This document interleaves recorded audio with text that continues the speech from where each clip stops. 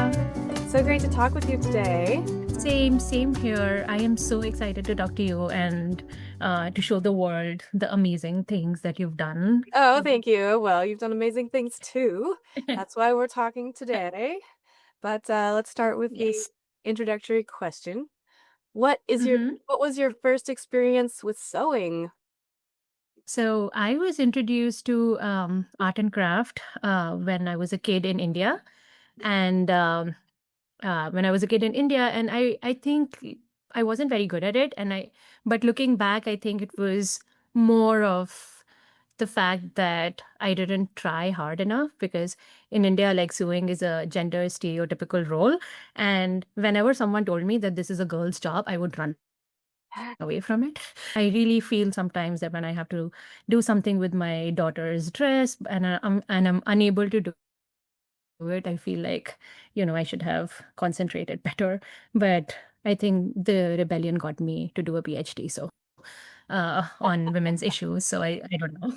Wonderful. Well, you might not be a tailor, but you are an artist and an author.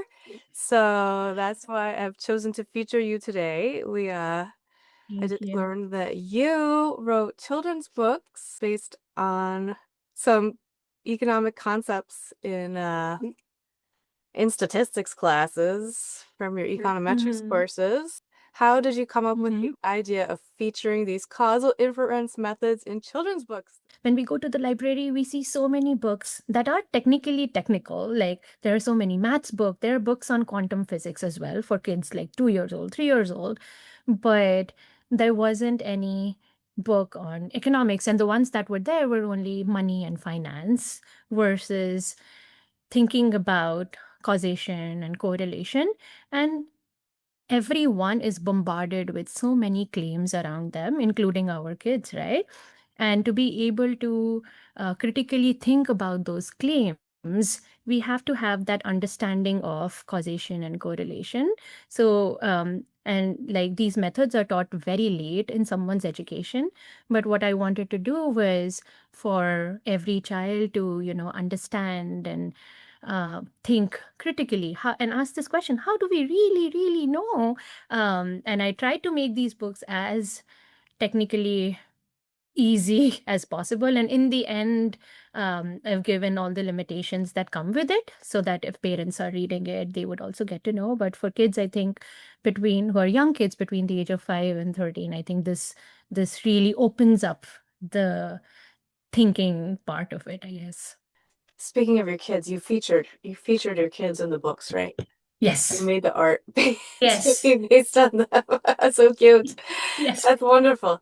So that was a big challenge, I imagine, writing your dissertation, doing the PhD with kids, and then you're like leaving the dissertation to the side while you write these children's books.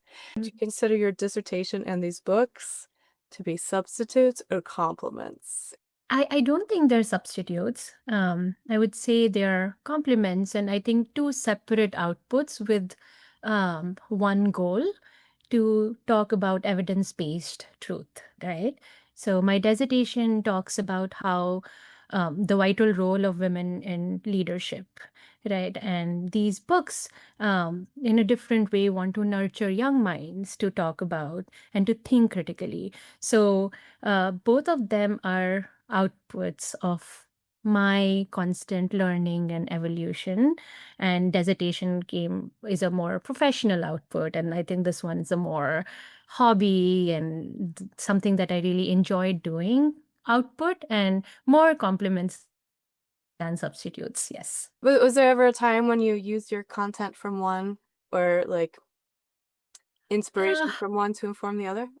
so I would say that my PhD education and all the research methods and statistics classes that were taken were used uh, to inspire and to make my books technically more rigorous.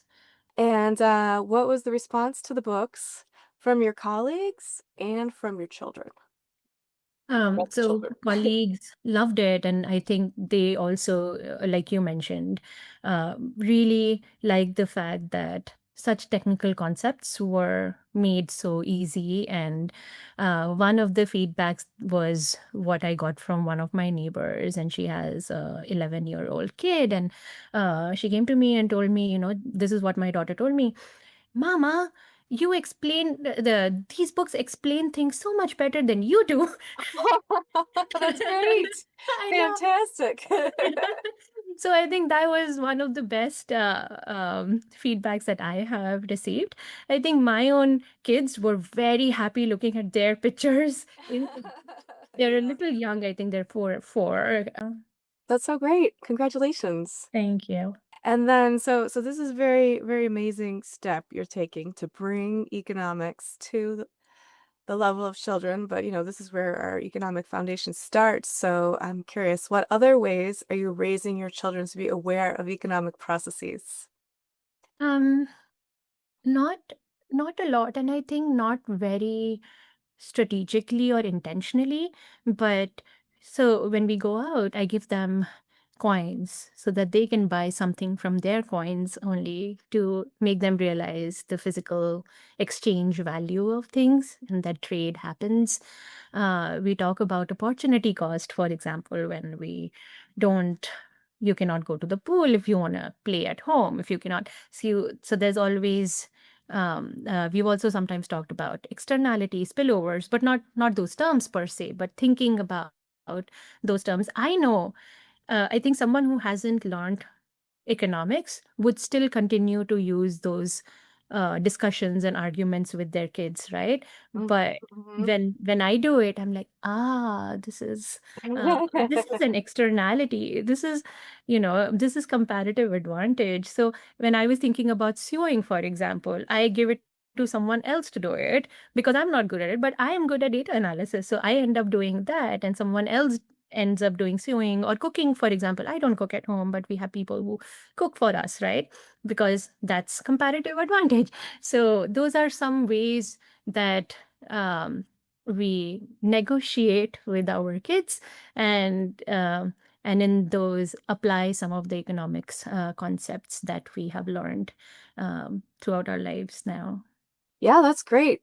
Opportunity cost is, I remember not learning it until college, and to have a grasp of that as a child is fantastic. Mhm. So, as you know, I have this sewing project where I put the content from the research, or in your case, the book, on something. And so for you, I made a book bag, but you Oh have two kids, so I had to make two book bags.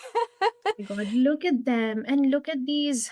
Oh my God, Sarah, you did such a beautiful Oh, work. And thank I, you. I It really was appreciate so your fun. skill and hard work. And my kids, like when they looked at these bags, they were just so impressed and they wanted to take it to like their preschool the same day. And So, have other people noticed the book bags, asked questions? yes, absolutely. So a lot of these, I had gifted a lot of my books to their preschool and teachers in their school. So all of them were, uh, they like just kept saying, "This is such a unique project. This is such a unique thing. We haven't seen any stuff like this before. This is one of a kind." So everyone's really appreciated Oh, and that's so great. is amazed by these bags.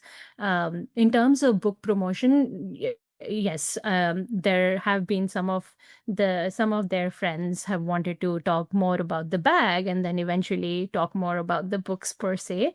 If it's a colleague, then sure, we talk about some of my research. But most of them have been our kids' friends and their parents Oh, um, who uh, who really like listening to what these books can do.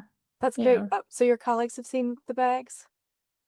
Some of them, yes, some of them, Okay, yes, and great. they really liked it, and they did tell me that they would love to buy the book. So let's hope. Let's see.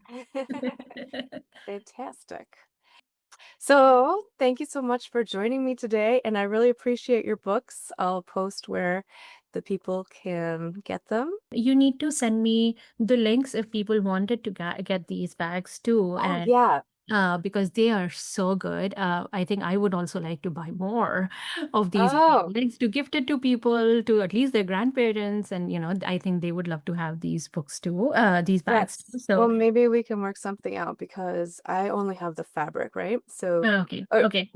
I have the fabric people can buy, but it's all there's two book bags on one piece of fabric, and then you add a Mhm. lining.